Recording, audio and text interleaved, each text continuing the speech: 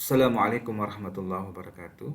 Bapak-Ibu sekalian yang saya hormati, berikut saya akan mereview salah satu produk dari Bank PT, yaitu Instrumen Suplemen Konversi atau ISK, khususnya pada program studi di program utama atau program sarjana.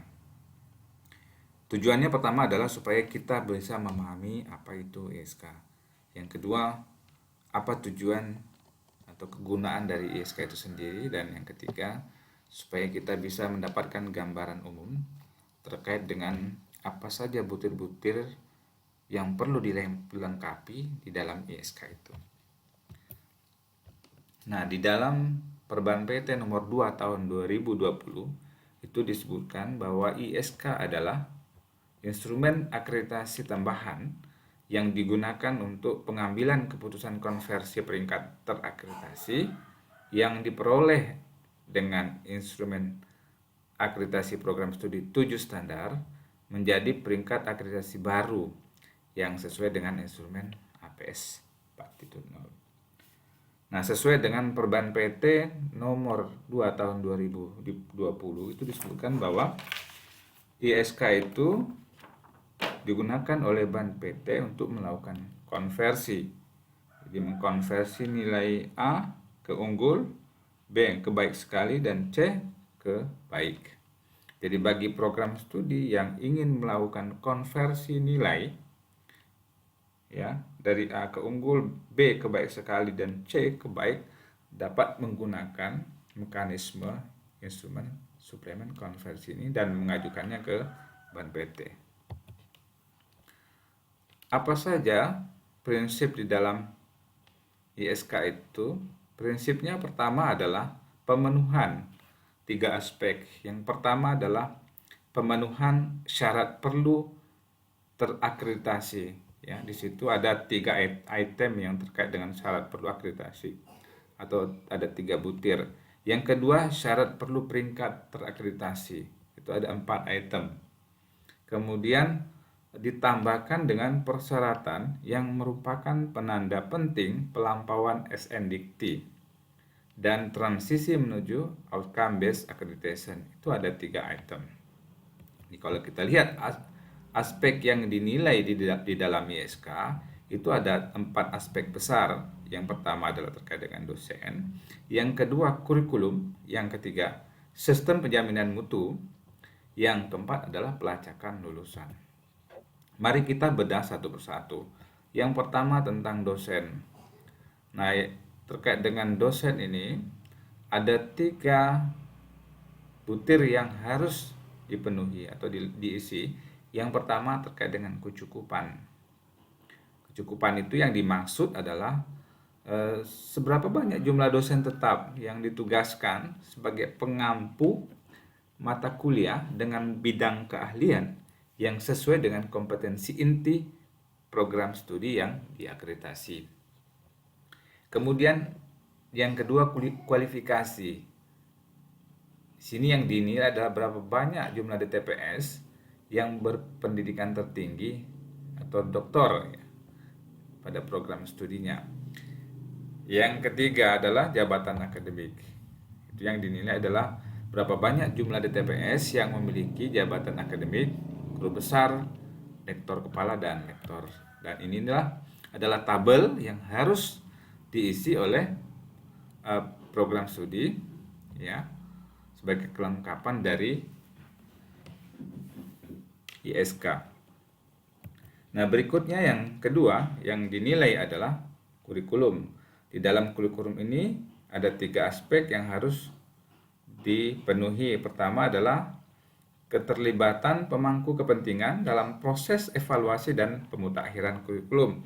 Dalam hal ini berarti UPPS atau program studi mesti memiliki dokumen yang terkait dengan sejarah review kurikulum.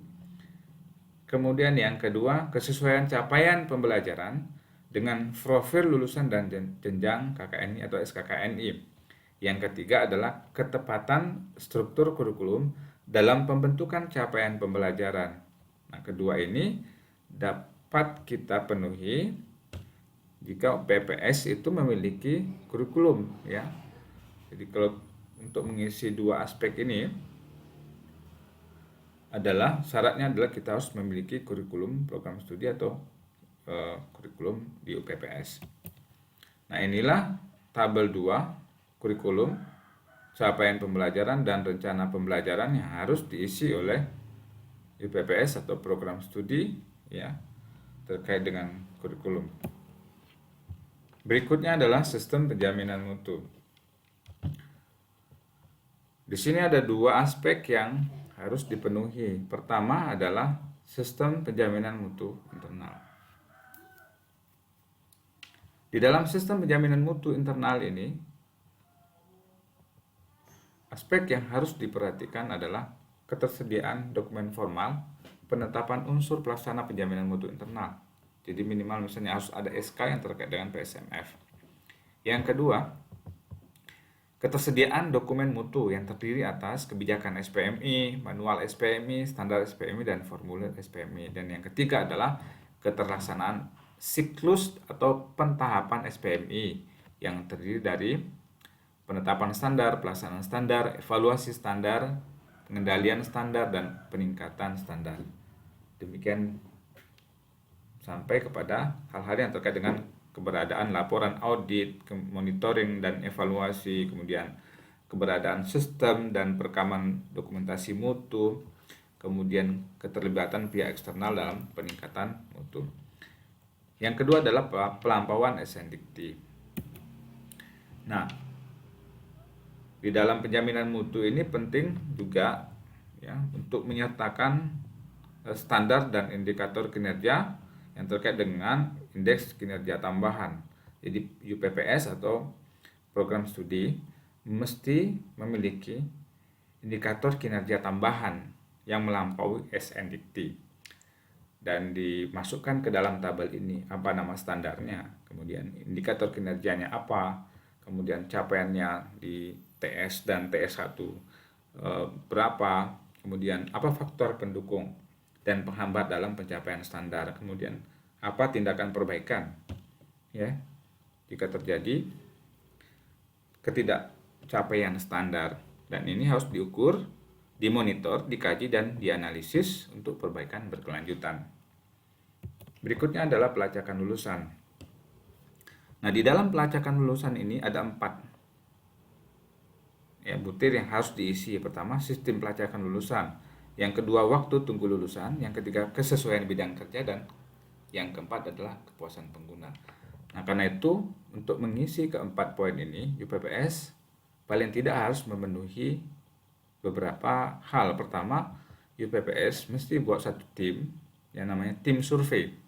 Nah, tim survei inilah kemudian yang akan merumuskan metodologi, kemudian menetapkan instrumen, membuat sistem penilaian, melakukan evaluasi, dan memanfaatkan hasil studi untuk kepentingan pengembangan program studi.